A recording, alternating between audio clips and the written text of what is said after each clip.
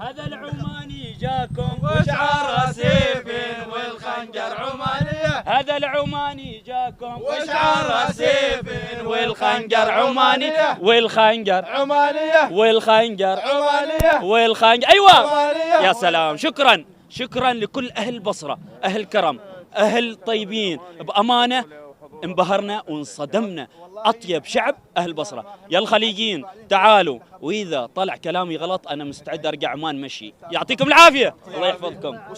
والله أول ما وصلنا البصرة صراحة استمتعنا، وأحلى استقبال من أهل البصرة. أهل البصرة ناس كرمة.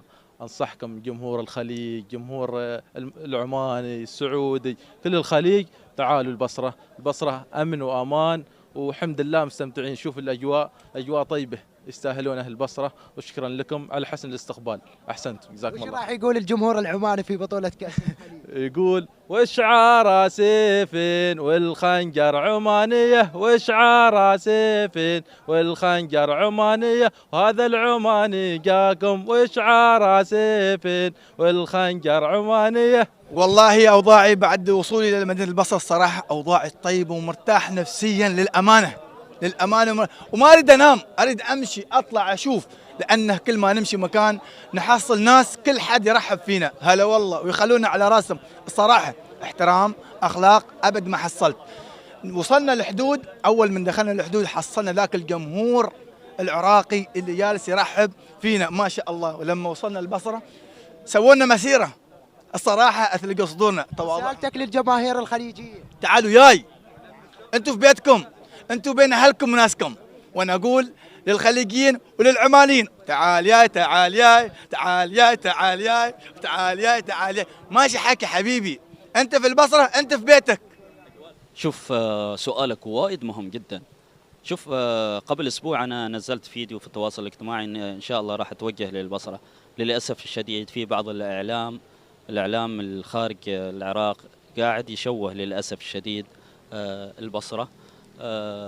ضغطوا علي شوي، لا تمشي، ما في أمان، راح تواجه صعوبات. كل هذا الكلام غير صحيح والله بأمانة.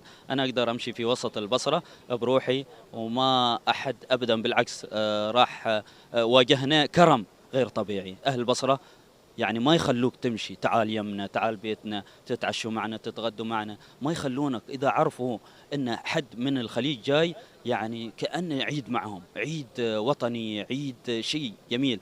فما ألومهم، يعني ما ألوم أهل البصرة بسبب الإعلام المزيف أو الذباب الإلكتروني، الله يعينهم. ولكن أنا أتوقع بعد هذه البطولة راح تشوفون كل الخليجيين هنا. أريد توصل لهم رسالة، اللي بعثوا لك رسائل بأن العراق غير آمن، أريدك توصل لهم رسالة بعد قدومك إلى العراق.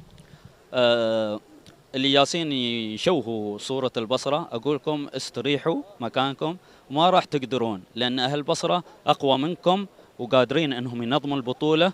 وراح تشوفون أهل الخليج كلهم هني وراح تندمون إن شاء الله. يقال الجمهور العماني متحمس، ما أشوفك اليوم متحمس جاي على اللقب ولا هو يحتاج لازم عدد كبير، لكن أنا بقول لك وشعار سيفين والخنجر عمانية، هذا العماني جاكم وشعار سيفين والخنجر عمانية. وفيها هزيق كثيرة، لكن يحتاج رابطة، يحتاج جمهور جايين في الطريق، وراح تستانسوا إن شاء الله.